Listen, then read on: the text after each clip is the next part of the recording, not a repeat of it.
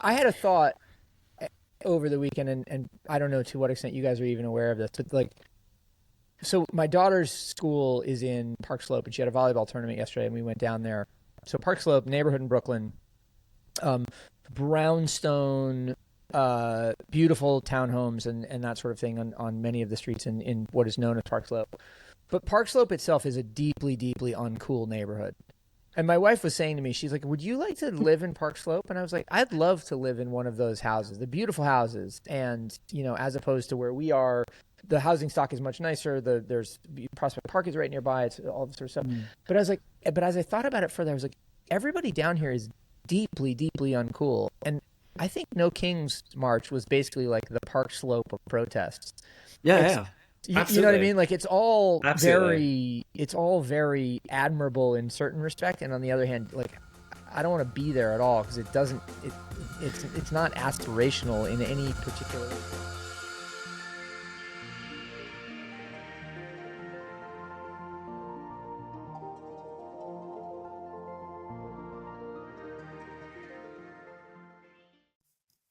Okay, everybody, hip replacement episode number 31. We are back in the studio with Patrick Coe. Patrick is apparently across town from me in New York, and that's cool. I like New York; it's a good place to be. But Kyle, beyond that, I don't have a great deal of background on Patrick. Yeah. Tell me more, please. So Patrick is, just so you know, Patrick last week was in Barcelona. He is in New York this week and Cool. was in New York the week before last, but is typically based in Hong Kong. So we have a very special guest joining us. Patrick writes the newsletter The CHOW and is columnist at Radii and does the Odds on Open podcast. I met Patrick on, I think it was LinkedIn. But we started talking, and then the rest is sort of history. Got it. Patrick, welcome. Well, thank you for having me. I mean, I think 31 is a great number, and I'm excited to be here. Okay, good. Look, numerologically, 31 is a good place to start. Well, I'm glad to hear that because it 31 actually dovetails nicely with something I wanted to talk to you guys about. So there was a tweet that I found through the Marginal Revolution newsletter. This is Tyler Cohen, the economist at George Mason University, notable libertarian, now contributor to the Free Press and academic of note. But he posted a tweet that talked about why the current moment feels like it does, and it's because people under 30, according to the tweet, are older than ever, and people older than 50 are younger than ever. The specific line here is everyone under 30 is prematurely old, aka worried about savings, career, FIRE, which is the what does FIRE stand for again? Financial independence, retire early. I think that's there what we go. Financial Yeah. independence, retire early. Okay. The tweet continues: everyone over 50 is desperately young, aka Burning Man and psychedelics. And so there were a couple of things about this that struck me. One is I do think it's interesting, and we've talked a lot about the underlying forces that would get us to that conclusion. So we can debate the merits, but nonetheless, I think we have identified that there is a sense of that in those two cohorts, under 30 and over 50. But the other one is that it just leaves 30 to 50-year-olds kind of totally out of it, and where they resonate against that implication, I think is also interesting. So, gentlemen, your reactions, please. Kyle, do you want to go first? You go. I think you go first, Patrick, as someone who's within one of the brackets. Okay. Yeah, okay. and Patrick, the other thing that's a vector here is, we are a Western world centric conversation each week. Mm-hmm. So I'd also be interested to know what you think of this from the standpoint of somebody who is most of his time in Hong Kong, because I would imagine it's quite different. Yeah. Honestly, I mean, just to go off with first reactions, when you sent this tweet over email, it reminded me of the way that basedness and cringeness cycles between generations. Like, Yeah, for um, sure. Yeah. no offense in advance, Cal, but like, there was this tweet going around, that was like, boomers cringe, Gen X based, millennials cringe, Gen Z based, Gen Alpha cringe. Yep. Um, that at least was like my first reaction, and like the Hallie, and like that tweet was quoting like, forget how Yeah, to yeah. pronounce your name properly. It's like Halle Berry, right? Yeah. Halle Halle Berry, Berry put up an right? Instagram post of her in a Yeah, bikini, looking alluring, at and young, 59. and young. It said, "This is 59." She's on This a is trampoline on a sailboat or on a catamaran or something. yeah, and those are like I guess like late boomer, early Gen X, which like fits kind of like with that tweet. Um, I have a lot of friends here in the US, and like I do sort of see that with them. I think I'm like in like the Western internet in the sense of and I do see like Sure. the whole like concern over like fire being a thing here. I think Right. where I am in Hong Kong, I think there's a stronger sense of like um there's not as much of that. I think that's part of to do with like general like safety nets that are available among Yep. like Asian families. But I do think like the way that that has like manifested over there on the other side of the world is like a more mm, a stronger sense of apathy, a stronger sense of like not a weekend go-getting sense, if that Mm, makes sure. some Hmm. sense. You can tie it into maybe like the lying flat movement in China. Right. Um, Right. I think just as one example. But that's, I guess, my initial answer to the question. I It mean, makes sense. Yeah, Kyle, what struck you? well, the thing that struck me is that I feel like it's like very much a sign of the times. And like there was what was it? I'm forgetting who did it. It might have been PBS actually. It was a really good segment they did about how, the K economy, and like how like the people who have money, like it's going up and they're sort of like living their lives and things are going well. They don't have to worry about it. Those are primarily people who are probably the same age as Halle Berry, and they can sort of like fuck off, do whatever, whatever, whatever. Versus like the going down, and like this is not by age, but you could probably see how it ties to age. Um, is then like the other side of the K is like the people who are on the lower side, or on the majority of people who have less money are getting less money. So like the all of the conversations about sort of savings is like, to me it's less of like young people being old all of a sudden, if that makes sense, and more just a sign of the times. It's like, it's very it's very insecure times, and I think unlike when my generation went through it in the aughts, like this is a time when it was sort of it's much more easier and open, or more open to share these sort of woes and these sort of like hacks and whatever. And I know we sort of talked about this, and Patrick, you shared an article sort of about this, and prediction markets and gambling, and like that sort of tying Yeah. into the Gen Z mindset. Um, but again, all this really says to me is like this idea of like who gets to and who can afford to enjoy life and like have leisure. Because like, yeah, and it also collides into the millennials not aging thing, which I think is great, because even on an aesthetic level, Gen Z is manifesting, wearing these worries in ways that millennials are not. Well, it's also one other thing that I thought was intriguing about this is that there are implications about the ways in which this discussion gets started, right? With the Halle Berry picture on the catamaran in the bikini saying this is 59. She could say this is 29, this is 39, 49, on up to 59, and it would be equally plausible, right? Like she's genetically blessed, probably surgically blessed, and also, financially blessed. But the other thing that's interesting about it is that Halle Berry is an index for wider movements. I actually many years ago, or not many years ago, probably this is 2018, was in Cannes talking about why Aperol Spritz had boomed. And somebody I talked to said, "Oh, I was there."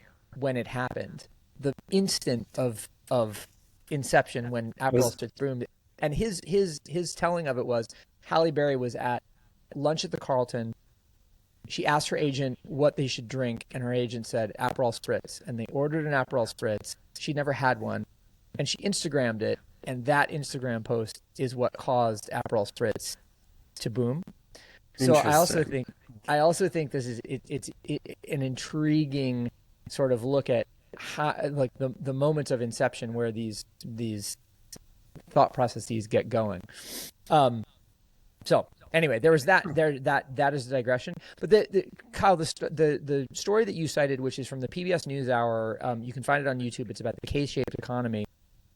Is, I think, pretty indicative of the commentary around this tweet as well, which is essentially like, yeah, the systems of capitalism have allowed boomers and to some degree Gen X to rest and vest for 30 years, and Gen Z has recognized that system is not as in place for them, and so they are, becoming more interested in fire and so on and so forth.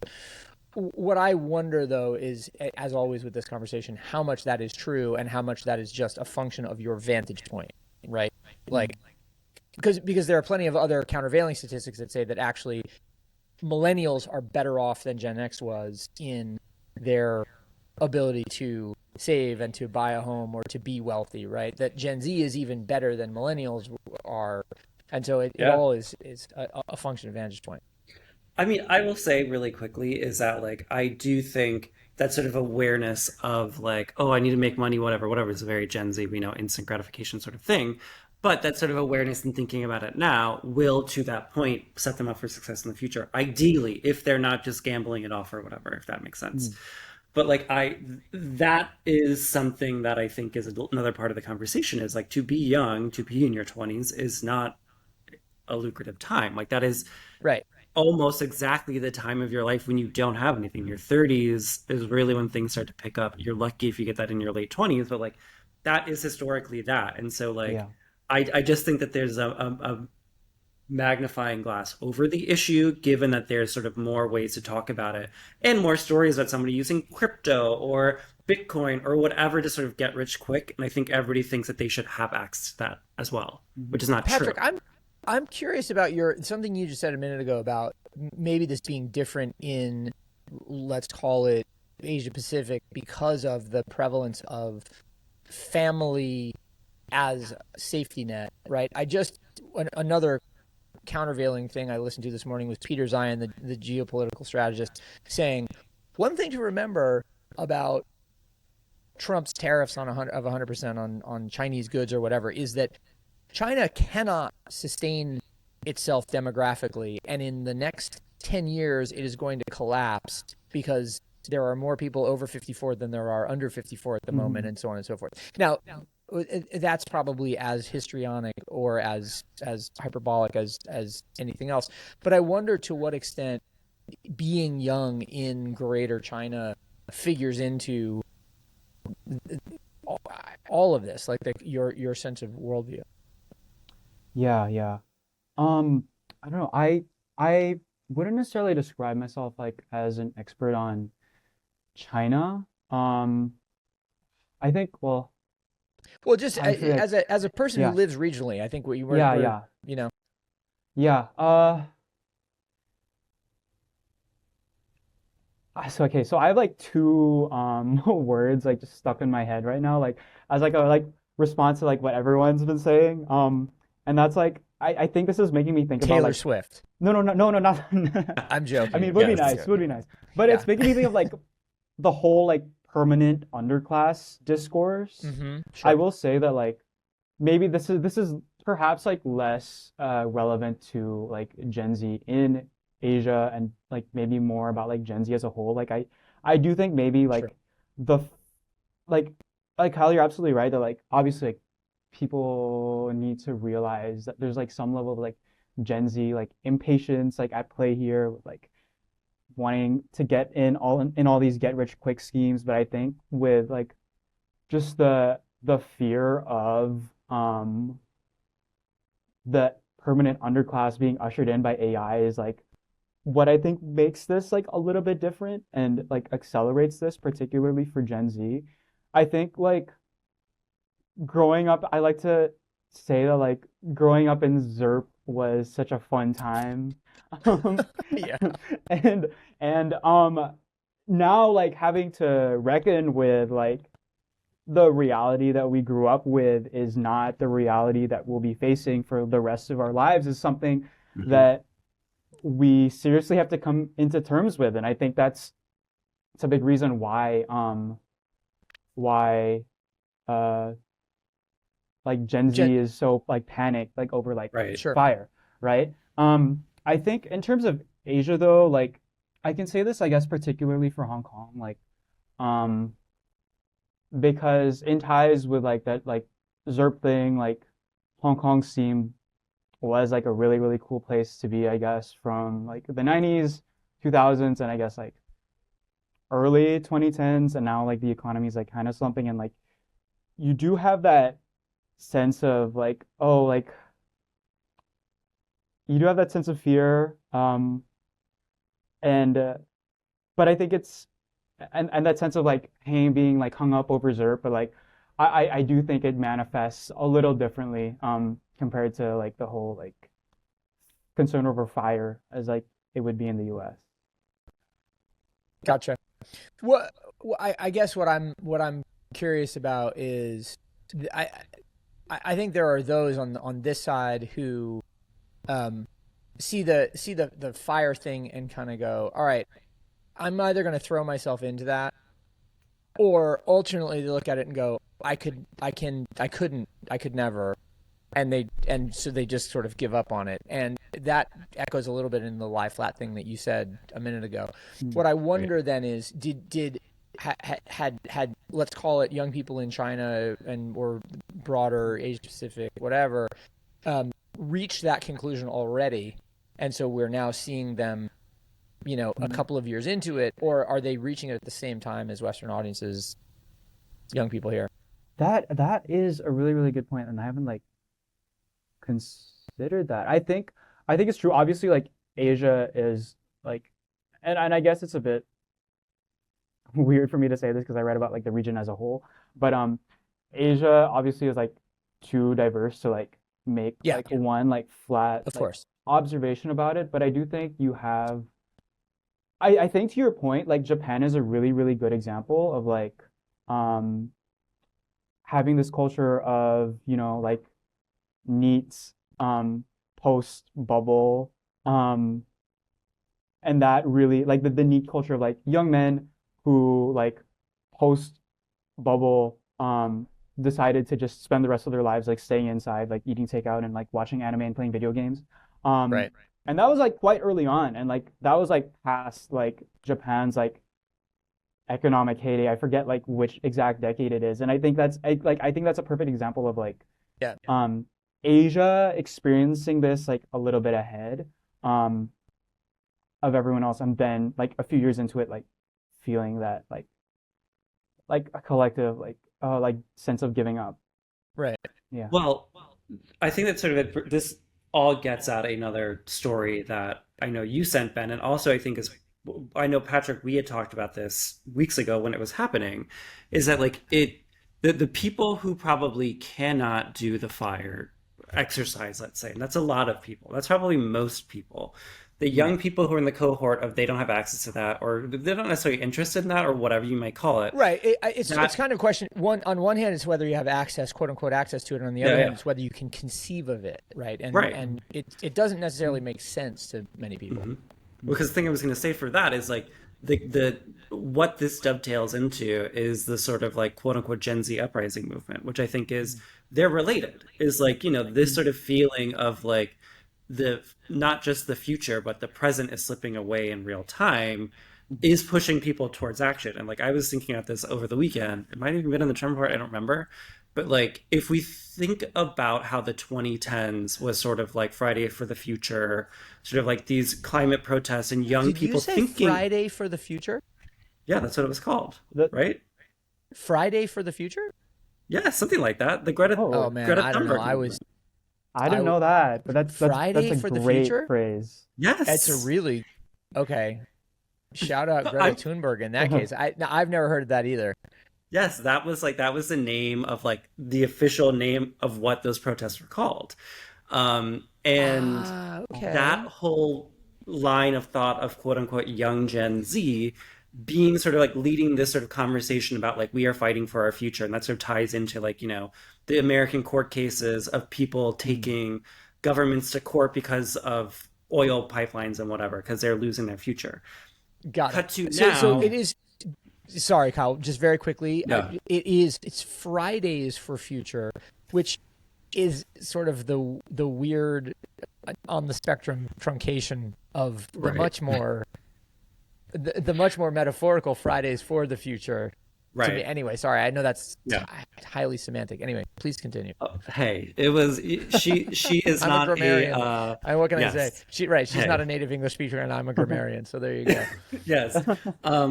But like that is I think a sort of interesting like kernel that now is starting to pop is that it's like the hypothetical of like you're robbing us of our future in 20 years of the planet is now becoming like, I'm not able to financially survive right now, and so I'm fighting for my future in that way, and that's why we've seen in Madagascar, Morocco, Philippines, Nepal, Malaysia, I believe as well. Technically, we could say the protests in Paris were about that. I'm sure there are many Sure. other ones that we could probably lump into that, but like that is they are seeking short-term solutions because there's still that's a very young person thing to do. I think we can all sort of speak to that, having lived it or being in it. Yeah. Is like you don't necessarily you want something now, and like that's just the age thing.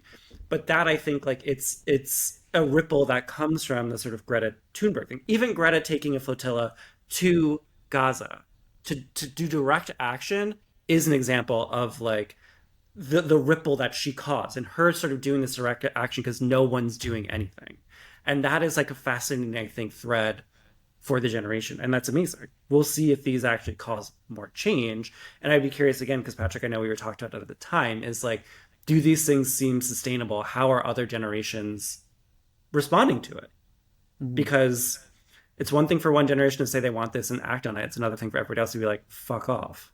You're causing a big you're making a Yeah. mess, you're destroying, et cetera, et cetera. Like that I think is maybe lost in the media because we're not local and I don't hear what's happening in Nepal on the other side or Madagascar on the other side, but there has to be.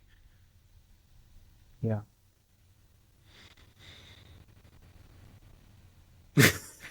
Yeah, you've stumped the panel, Kyle. You've stumped the Sorry. panel. I mean, I guess, well, I guess sort of like that, and partially it was because that was less. It didn't seem like a question so much as a statement, right? Like there has to be some kind of Right. you know, reaction to the stimulus, and is what Mhm. we're seeing in Madagascar and Nepal and Morocco and other places that reaction, or is it I don't know what, an illusory uh, uh, spike that doesn't actually hold the real reaction. Mhm. Right. I Which is go ahead, no, go ahead, Yeah. Patrick. Sorry, I have a question that sort of like doubles as like a point that I'm trying to make, but like Hmm. I do wonder how much of like permanent underclass panic and like desperation for fire is just like the Twitter echo chamber Right. and like the fact that like it's a bunch of startup and tech people build on that platform. I do wonder like maybe like I forget who was the actual author of the post, but maybe that's just like um startup bros just like talking to each other and like maybe the global majority is actually just does have like I guess lying flat sentiments or is like engaging in like a lot of these protests in Hmm. different countries. Yeah. So I've the sorry to cut off the guy who wrote that post is named Fernando Nikolic. He is Greek by, or no, maybe Argentinian. He's Argentinian, looking by Mhm. the flag, and worked at Universal Music during Torrent's disruption of music, and then is the ex VP of Blockstream during Bitcoin's disruption of finance. So you know, What a guy. heavily identifies himself with disruption.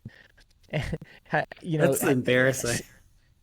Oh, I don't think so at all. But I mean, it's like, I think to make disruption your identity is a little annoying. It's like, what do you? That's Yeah. what I mean. Like, yes, I Okay, think like fine, the fair touring part enough. is Yeah, cool, yeah. but the Bitcoin thing is like, shut up. Like, what a you're drinking your own pee, man. Shut up. I'm sorry. But so in any case, that's the thing. But I think you're right that the question is, or you are right about the echo chamber being particularly resonant in this case, or outweighing the reality of people. I wonder though, to the Halle Berry point earlier, like, to what extent we can look at these conversations as important because they are indicators for where things go, as opposed to being Right. representative of the actual sort of mindset of consumers. To my mind, I have to say, like, as the resident old head on the pod, I would much rather there be a general awareness of these kind of conversations and a focus, at the very least, on how things are going to happen. Series producer Campbell, for over the weekend, for instance, told my wife and me that we are not allowed to sell the house that we live in without selling it to him.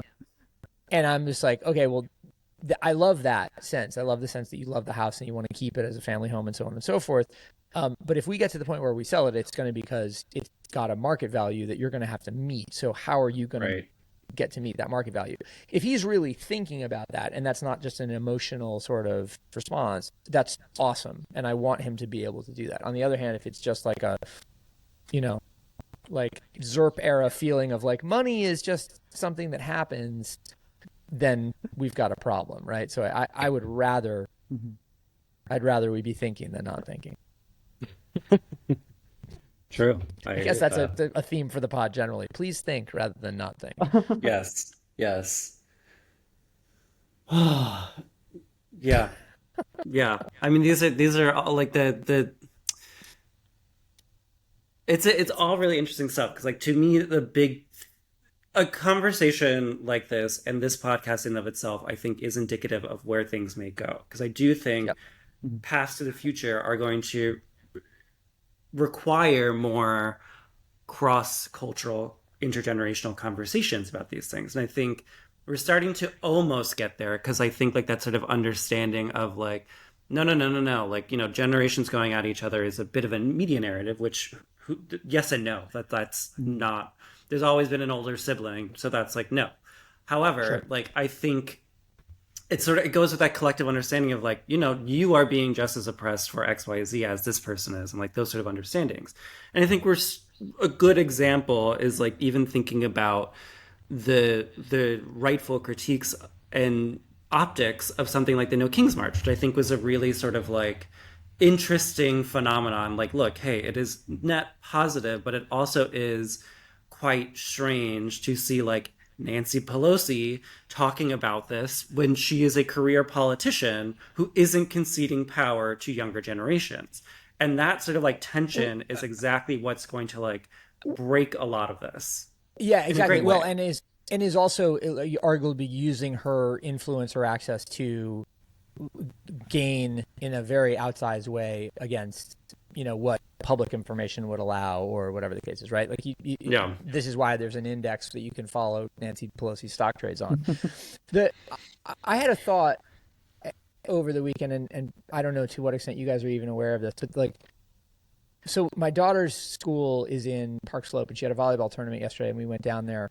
So Park Slope, neighborhood in Brooklyn, brownstone, beautiful townhomes and that sort of thing on many of the streets in what is known as Park Slope. But Park Slope itself is a deeply, deeply uncool neighborhood.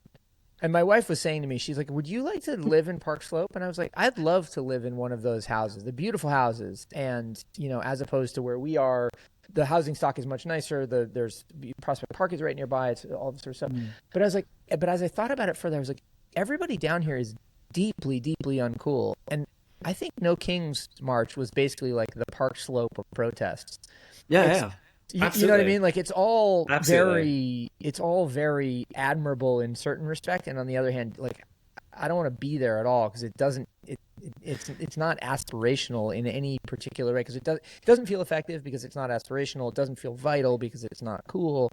It just was like, I don't know. It's like Pussy Hat. It just felt that's exactly it. It's like it's such signal and like signposting versus like action. right, Not to say that everybody needs to right. go out and like fucking break things. A lot of people should, but like that is talking to friends who were at a protest and they were like, yeah, everybody's just like taking photos. And it's like, that is not the point. Like that was a critique going into it, and a lot of the critique coming out of it as well. And like I think a really good example is like, Doug Emhoff with the brunch sign, which he could be commenting on that idea, but like it doesn't matter. He is, as someone wisely pointed out, it's like his law firm like caved to Trump. Like, so like don't the brunch sign, even if it is a critique of or a satirization of that idea, is it proves the point that like, you're not doing that much because you have already like bent the knee. You know what I mean? So it's like this is all absolutely.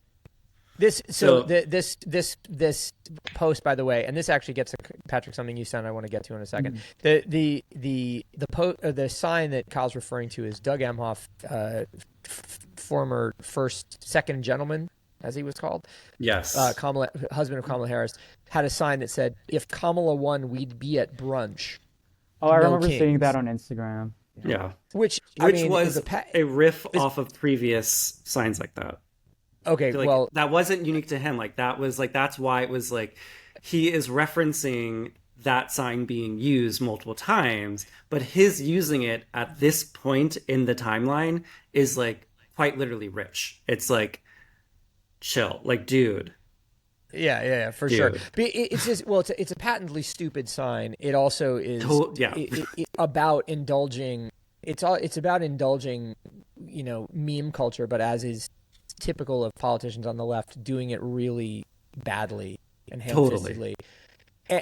But it reminds me a little bit of also, Patrick, the post that you sent us, or the article from Spike Art about the art of the 2020s being vulgar. Yeah. Because what this is, it doesn't even rise to the level of vulgarity. It's just insipid. But the idea that we are aspiring to a level of vulgarity because that is the meme of the moment, I think is really intriguing, and it's fascinating that the right always does it better than the left in that regard. Anyway, talk about that article a little bit. What struck you about that? I don't know. I really liked it. I thought it was.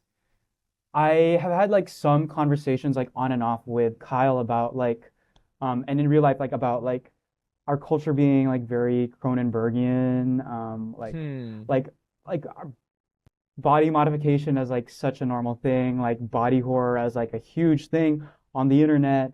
And also, like Kyle brought up, like when we got coffee, Kyle brought up this idea of like zombie cultures in Barcelona and in LA as well, where like culture is not this like active living thing. It's it all like harkens back to like a previous like era of like glory days. Yeah. I thought it was like really, really like in line with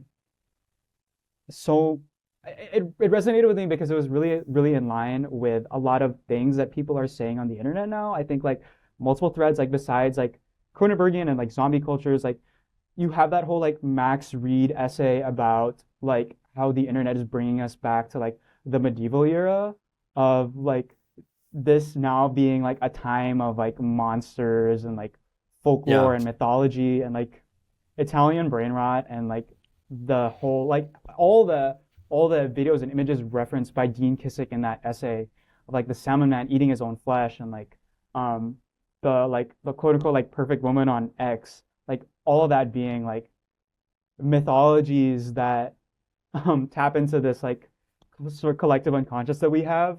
And it also I think resonated as well with like the collection piece that you sent earlier today, Ben, about like how we've moved past like we once imagined like the internet to be like I'm thinking about like we once imagined like that the world would be this very clean like millennial aesthetic with like nosedive and everyone's living perfect lives, but clearly we pivoted away from that and towards like more like vulgar forms of Mhm. expression, or like stuff with more texture, stuff with like a little bit more edge to them. And like Right. I think the collection piece was like a great example of that too. So it really captured like a lot of theses about the internet in one under one umbrella, if that makes sense. Yeah, so this is the article that Patrick is referring to is in ID, and it's called "The Rise of the Gen Z Weird Collectors." Its subhead is "Marble Eggs, Monster High Dolls, Paul Dano merch inside the delightfully unhinged world of young collectors redefining what it means to care about things." Um, yeah, it that one got me partially because it's indicative of the way that young people express their affections through fandom and where they put their leisure dollars, let's call it their disposable income. But also because it was just it's I think we're going through this kind of interesting moment where through the lens of Labubu as mass consumer culture and also these very sort of subcultural niche driven collections, the association that actually weird is good, and or at the very least weird is valuable, and which is a little bit of a reaction against the millennial pinknessification of everything that happened late 2010. I think that's Yeah. exactly it. Like the thing Exactly. to me, which is less vulgarity. Well, maybe this is a vulgar idea too, but like I've been thinking a lot about this. I had a conversation about this over Welcome to dinner. the not safe for work portion of the podcast. This is not that the aesthetically vulgar, let's say.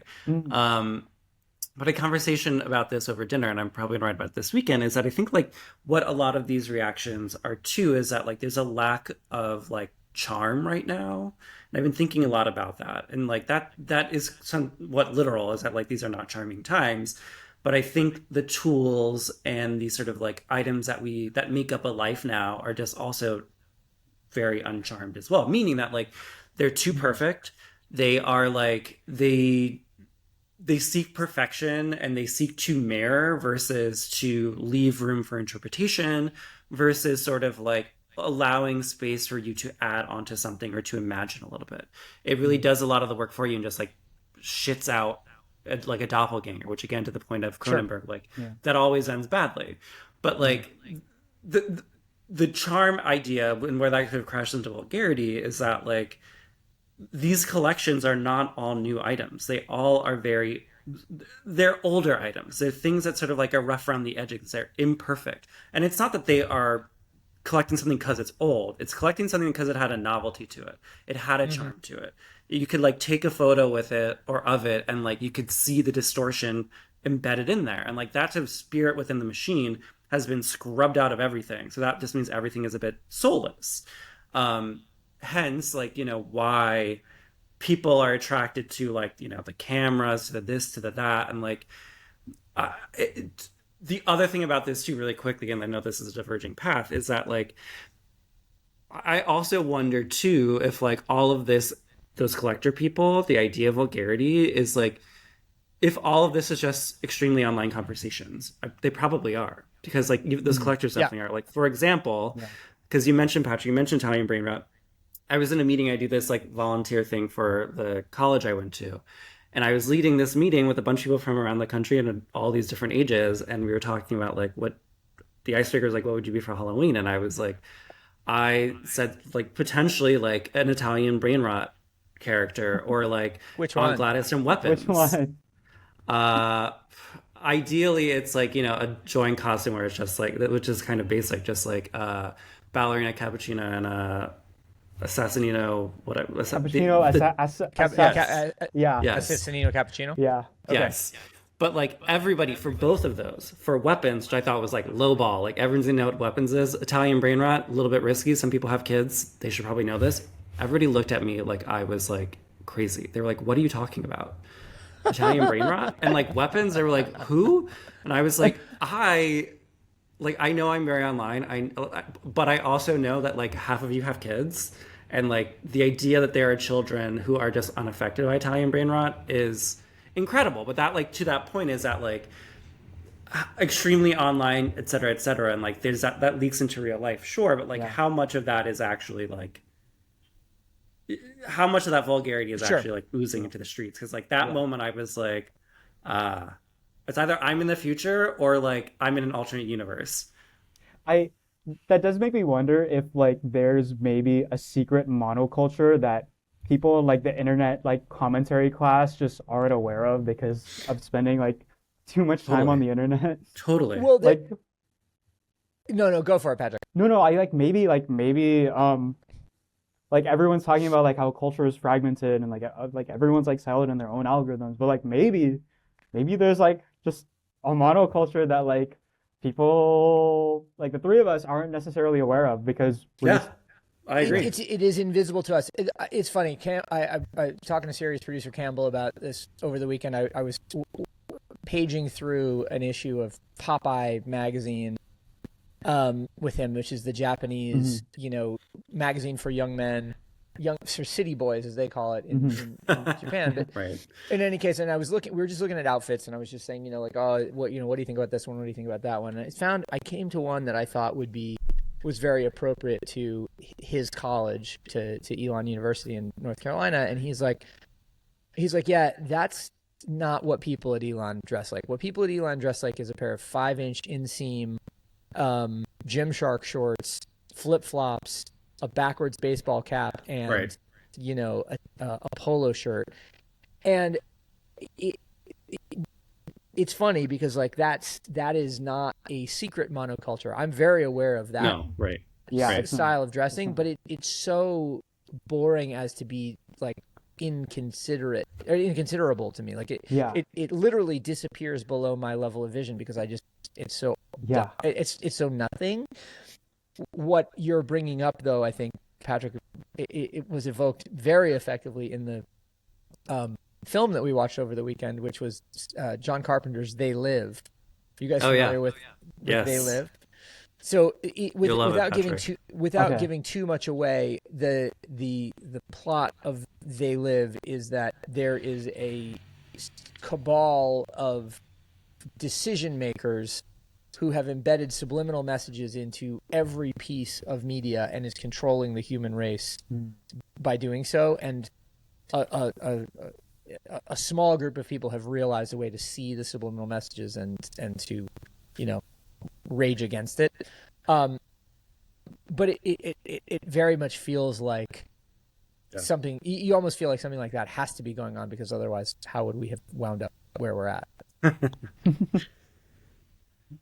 Yeah, it's like to me, it really, I don't know. And thinking about that, because I think you're exactly right, Patrick. Like there is like I think there definitely is a majority monoculture that is not online who is just living and just doing normal things, and like there's a sort of the idea coming to mind is like sort of like a divine basicness, which is just like being normal, and like those like going to your local movie theater and seeing the most vanilla movie and like staying in your town and whatever, like that is divinity for some people, and that's amazing, but that also like doesn't drive anything forward, which is also like kind of goes back to that first conversation, is like that, not that it's willingly maintaining a status quo. I don't think that's what any of these people are doing, but I do think it's one of these like, which I hear a lot from myriad people, older, younger, related, not related. It's like, my life is too hard already. I got enough going on.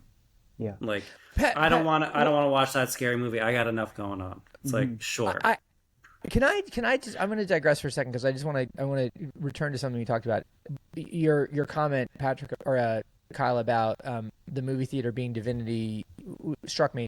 My wife and I went and saw If I Had Legs, I'd Kick You yesterday, which is this A24 film starring Rose Byrne about a mother undergoing some kind of existential crisis kind of thing, and there's an element of touching the psychedelic or touching the otherworldly in it, and it brings me back to that idea of the tweet that we started with, right? People over 50 are younger than ever because they're getting in touch with psychedelics and Burning Man. We certainly see that here, right? Right. And in capital B Brooklyn, the microdose thing and the psychedelics thing is everywhere. Does that happen in Hong Kong? Is that Mm, happening in Asia as you've covered it more broadly? I'm just curious because yeah, it feels very, very prevalent here, yeah, but it also could feel yeah. like very, very localized. That's a good question. That's a good question. I think for like, well, first of all, they're like obviously stricter drug laws like around the region, Sure. so like that makes that a little bit more difficult. Um, I think just from a distance among like I guess it does happen, but it's particularly for very westernized Sure. Right. for very westernized folks in Asia. So it's more like it's less like a thing that like naturally spawns out of Asia and more just something that like is imported into it by like people Mm. coming from abroad. Um, I do think there is uh but among like actually like young, like say for like older Chinese people that I know, like older Filipino people that I know, like from the Philippines, like that's not a thing at all. Not a thing at Fair, all. fair enough. Right. Yeah. And I think that like just not to like flatten everything and make things so simple, but there's just a stronger expectation of like what life stage you're supposed to be in at like Right. certain generations and like going to Burning Man at 50 is just not gonna fly Chopped. among these yeah, you don't want It's to be Yeah. like chopped. chopped unk. You don't want to be like chopped unk, you know? It's just not For gonna sure. fly. Yeah. Yeah. So it's the only way that it exists is like more of like a cultural like import. I think you can say that it's like a big thing maybe in like places like Bali or Thailand, but Sure. Right. those it's like imported en masse. Yeah, Right. Like yeah, that's That's the this is the point. White Lotus holiday Yeah. yeah, Yeah. type beat. Yeah. Yeah. yeah. Right. Okay. Yeah, I was just curious because the search for transcendence. I mean, a lot of what we talk about, if you want to dial it, really reduce it back, is a search for some kind of transcendence, right? It's a search of transcending your social class or your social status. It's Hmm. transcending your level of comfort. It's transcending the political system in which you live. It's transcending total reality and Mm, corporeality to live among the spirits. Um, but we, or I see that very much from the standpoint of a Western worldview, and so it's just intriguing to understand the difference if mm, there I is one. mean, I was even gonna say, like, I feel like it's a very American thing too, because like I don't even think that culture really even happens in Barcelona or in Spain. And like mm, it could also be, and I think it's a sort of flip side in some ways, is that it's like I think that culture will come at some point, but it's also like people are still talking about making apps, and I'm like, okay, like what year are we in? Um, but like that is like that's on one end, but then on the other end is like the Bali thing too. Like there's like a whole party culture and all that stuff here. Like people come here Sure. to who are very lost and they stay lost because of those things. But that's also not like microdosing. That's just like fucking around. mm, But that all I think gets to something, and I think about this a lot, is like at least in cities like LA, New York, which is epicenters for that culture, is like there is, I would say this probably also happens in London. Don't know about Paris, but like there is just sort of this pace and desire for like maximization, like efficiency, and like just like aspiration in a lot of ways in your career, in your life, Mm, or whatever. And like that's why you sort of turn to things like that to sort of help you achieve that. And like it's because it's not about doing the drug. It's more mm, about like I am trying to optimize, and like that's why it's so aligned with like that's mm, why it's literally Elon yeah, pilled, is because it's aligned with like staying up all night and like coding or whatever. mhm, Um, right. but Okay. that I think is a mindset that a lot of places don't have, yeah, if that makes sense. Fair. And yeah. All you right. see it reflected in the workforces, I mean. I think So, like sorry, go, Patrick. but I think just like really quickly to add on to that, like the whole like idea of it being an American thing, I think buying transcendence is such an American thing. Like Yes. you That's a good. have Yeah. you Yep. have like churches in the Philippines that like, you know, people who like regularly go to. You have like shrines like scattered around Hong Kong. Yeah. You don't really have to buy transcendence. You can just like light a candle or a stick like really, really easily. And I'm sure it's similar. I'm sure it's similar in Barcelona too. Like it's not something you have to buy. It's very Catholic, so yes. Well, Yeah. Well, and in America, right, is a very Calvinist nation, right? Like the idea of preordainment and you know, the whatever. In any case, the one final thing that I wanted to say, since we're gonna wrap now, one thing I wanted to bring this up to, because it reminded me of something. Kyle, you sent a note about, or you sent a story from Forbes about micro shifting and asked, do we believe that micro shifting is real? I think there is some argument to be made that micro shifting as a term, which means essentially applying the Pomodoro method to your various jobs and sort of shifting between them, is like a stupid journalistic conceit. But also, I do think there is something to it in the notion that the people who would participate in micro shifting are actually just trying to find the most productive path, and so totally. That's what micro shifting really is. Is it that kind of exploration? Yeah, every time you see a fucking story with a headline or word like that, it's like, stop trying to make fetch up, and it's like, you guys made that up. No one is using that. Yeah. This phenomena is probably real, but no one is calling it that. Because like I definitely know people, and I feel that myself. But like I think, as the article points out, is that it's interesting that it's happening, and it is probably in a lot of ways aligning with millennials sort of coping with and working around parenthood and like those myriad obligations within your community, or taking care of your parents, which is not unique to millennials, or like that's a lot of people. And I think that it is maybe a like runoff of COVID work culture that like is probably going to stay, like the one little thing. That is very interesting, that sort of flexibility, but like no one is calling it micro shifting. Yeah. No one. And like it's I'm skeptical of it like being a new thing, like, oh, it's the future of work. Fair. But I'm sure I'm sure people have been doing this. Like you could argue that like the rates are higher, but I'm sure people have been doing this for a while. 100%. I'm living proof. I can tell you that that's been the case for decades. Executives have been doing that for a long time. Yeah. For sure. All right. Well, we'll leave it there. Patrick, such a pleasure to talk to you. Where do the kids find you on the internet? On the internet. You can find me on Substack. Like just my name, Patrick Coe, no spaces, or thechow.net. We bought a domain name, and like check out like my author profile on Radii. Like I just started the column with them like a couple weeks ago, and like we'll be releasing stuff like roughly like monthly. So yeah, thanks for having me, you guys. Yeah, of course. Joining us. All right, everybody. Well, this has been Hip Replacement episode number 31 with Patrick Coe of the CHOW and columnist at Radii. We do this every Monday, recording Tuesday, publishing. So come back and see us next week. And in the meantime, you can find Kyle at the Trend Report, 1234 Kyle 45678. Sorry, I messed that one up, but you'll find it. Yeah. .substack.com, and I am Ben Dietz at sic.substack.com. All right, y'all.